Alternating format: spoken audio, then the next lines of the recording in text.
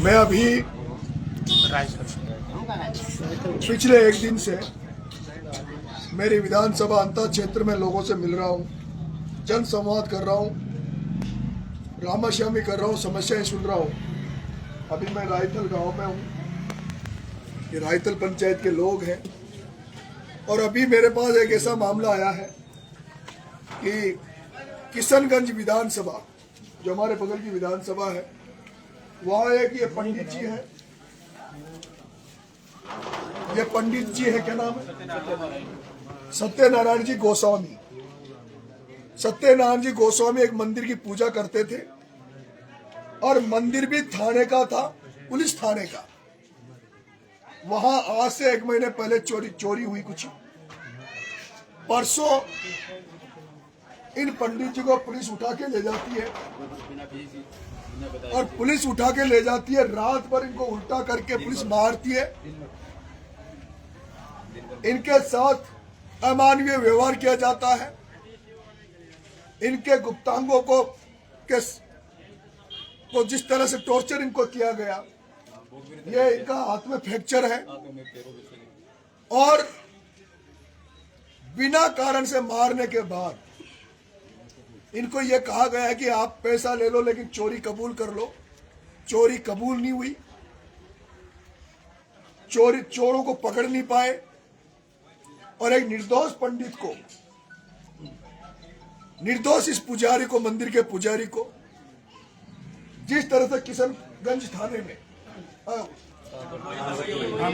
रामगढ़ चौकी में पुलिस ने जिस तरह का इनके साथ व्यवहार किया है, मैं 12 के एसपी से ये प्रार्थना करता हूं, निवेदन करता हूं, आग्रह करता हूं कि एसपी साहब तुरंत प्रभाव से इसकी संज्ञान में लेकर इसकी एफआईआर लॉन्च करें।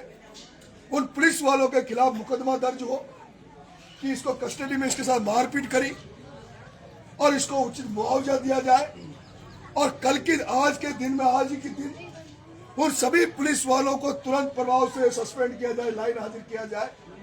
अगर आज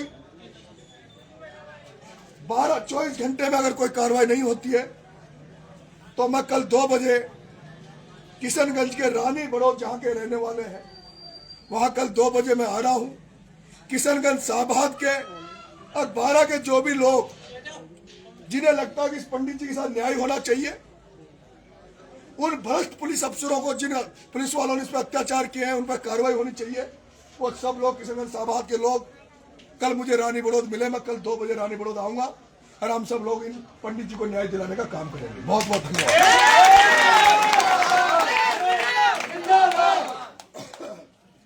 मेरे राय हम अच्छा चुनाव लड़े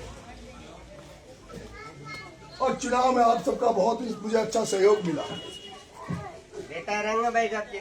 यहाँ भी मुझे अच्छा वोट मिला, मेहनत की, लेकिन चुनाव का परिणाम हमारे पक्ष में नहीं रह पाया। हमारा काम था मेहनत करना, जनता के सामने अपनी बात रखना, जनता से आशीर्वाद मांगना। लेकिन पहली बार जनता के बीच में गया था, पहली बार जनता की धरती में घूमा था, तो हो सकता है जनता ने पूरा भरोसा नहीं कर पाई। और दूसरी तरफ से जो यहाँ का भ्रष्ट मंत्री प्रमोद जैन भाया, जिसने जिस तरह का पैसा बांटा, दलबल का प्रयोग हुआ, मंडी में बैठे हुए धन्ना सेठों के जो आड़तिया थे, वो मंडी में, 12 की मंडी में वो आड़तिया जो किसानों की फसलों की दम पर पैसे वाले बनते हैं, उन सारे आड़तियों ने किसान के बेटे को हराने के लिए गांव में पैसा बांटा और पैसा बांट कर 20-20 हजार, 10-10 हजार रुपए एक वोट का बांट कर मुझे चुनाव हरा दिया। लेकिन मैं धन्यवाद दूंगा उन अंता के 55,000 लोगों को, जिन 55,000 ईमानदार लोगों ने, जिनके सामने 20,000 रुपए का एक वोट का बैग रखा हुआ था पैसों का, उन 20,000, 10,000 को ठोकर मारकर और एक निर्दलीय व्यक्ति को 55,000 वोट दिया। उसके लिए मैं अंता की सर्व समाज को धन्यवाद देता हूं कि उन्होंने इस युवा साथी पर, इस लड़के पर भरोसा किया और मुझे 55,000 वोट दिया। चुनाव में हम लोग तीसरे नंबर पे रहे, लेकिन अगर एक षड्यंत्र करके नरेश नाम के लड़के को नहीं लड़ाते तो शायद मैं सेकंड रहता। 100 वोट से मैं बीजेपी से कम रहा और 800 वोट नरेश ले गया। लेकिन मैं आपसे वादा किया था, मैं चुनाव में भी हार जीत होती रहती है। चुनाव जीत जाऊंगा तो विधानसभा में भी लड़ूंगा और सड़कों पे भी लड़ूंगा, और विधायक नहीं बना तो आपके लिए जितना मेरे से होगा, मेरे में जितनी क्षमताएं होगी उससे उसकी दम पर जनता की सेवा करने का प्रयास करूंगा। और आपने देखा होगा चुनाव खत्म होने के बाद, वैसे तो सोशल मीडिया से सब लोग जुड़े हुए हो, एक दिन भी नरेश मीणा ठाला नहीं बैठा।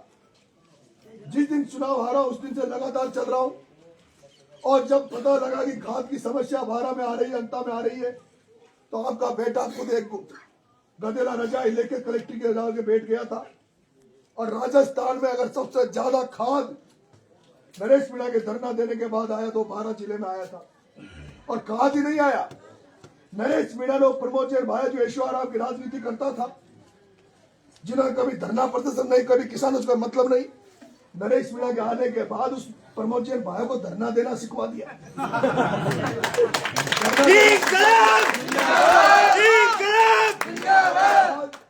तुम्हारा भाई एमएलए नहीं है, तुम्हारे भाई की ताकत तुम लोगों जैसे मुझे तुमने चुनाव में साथ दिया, विश्वास दिया। मैं आप लोगों से निवेदन करूंगा कि आगे हम जनता की लड़ाई लड़ते रहेंगे, किसानों की लड़ाई लड़ते रहेंगे, जनहित के मुद्दों पे लड़ते रहेंगे, गरीबों की लड़ाई लड़ते रहेंगे। मैं वही नरेश जो पिपलौदी में गरीब बच्चों के लिए लड़ा, 25 साल से केवल गरीबों के लिए, बिना जाति देके, बिना धर्म देके मैं लड़ता रहता हूं।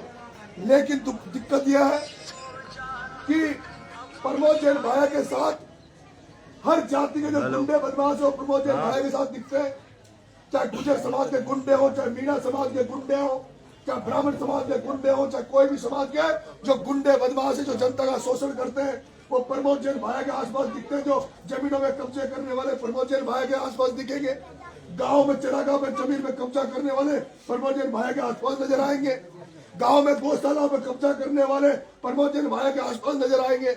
लेकिन फिर भी प्रमोद जैन भाया को वोट दे दिया। और नरेश मीणा को इसलिए वोट नहीं दिया क्योंकि नरेश मीणा एक मीणा के घर में पैदा था, मेरी जाति को बदनाम इस तरह से कर रखा है।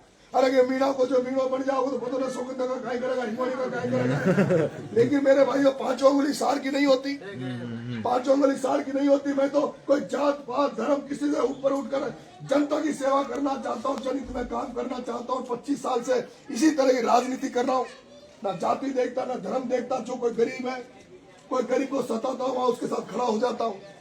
आपको आज चुनाव हारवा के बाद आयु छू ताकि जो नचेगा आर्याबाद में दिखो को न रामाशामी कर तो ढोल रहे छू। आपको आशीर्वाद बनाए रखान जो, कृपा बनाए रखान जो, और आपको लागे हर जगह इस तरह के कांड हो रहे हैं। पुलिस वाले अपने आप को खाकी वर्दी में सबसे ज्यादा बड़े गुंडे हैं तो पुलिस वाले। इसलिए गांव में सिपाही टोलता फरे छे, थाना टोलता फरे छे, रिपोर्ट दर्ज करवा का भी पैसा ले छे, रिपोर्ट फाड़वा का भी पैसा ले छे, फरियादी सु भी पैसा ले छे, मुलजिम सु भी पैसा ले छे। ये भ्रष्टाचार के खिलाफ लड़ाई लड़ना चाहूँ छू, किसानों के मुद्दों पे लड़ाई लड़ना चाहता हूँ। और जिस तरह से हनुमानगढ़ में आंदोलन हो रहा है, जब किसानों की जमीनों में कब्जा करने का प्रयास किया तो किसानों ने ट्रैक्टर फैक्ट्री के ऊपर चढ़ा दिए, दीवारों को तोड़ दिया। वो वीडियो तो थाने देखे हो। मैं चाहता हूँ ये हाड़ौती में ना तो अपने पास नौकरियां हैं, ना अपने पास धंधे हैं, ना फैक्ट्रियां हैं। अरे अपने पास तो खेत खलियान है, खेती बाड़ी है। और इस गाँव में मैंने देखा है, गाँव में केवल एक जाति खेती नहीं करती, गाँव में ब्राह्मण भी खेती करता है, गाँव में मुस्लिम समाज का व्यक्ति भी खेती करता है, सब समाज खेती करते हैं। मैं किसान की बात करता हूँ, जाति धर्म की बात नहीं करता। लेकिन किसानों को जगना पड़ेगा, आपको भी सचेत रहकर हमारे साथ लड़ाई लड़नी पड़ेगी। अगर आप 2 साल है, 2.5 साल है, अगर आपने मेरा साथ दिया, मैं वादा कर रहा हूँ 2 साल ऐसी लड़ाई लड़ूंगा, ऐसी मेहनत करूंगा कि जिन्होंने वोट मुझे दिया वो तो गर्व महसूस करेंगे कि हमने जिसको वोट दिया वो जनता के लिए लड़ाई लड़ रहा है। और जिन्होंने वोट नहीं दिया वो भी ये सोचेंगे कि हमने गलती कर दी, इस छोरे को चुनाव हरा दिया। इसलिए मेरा साथ देना मेरे भाइयों, और आशीर्वाद और प्यार बनाए रखना।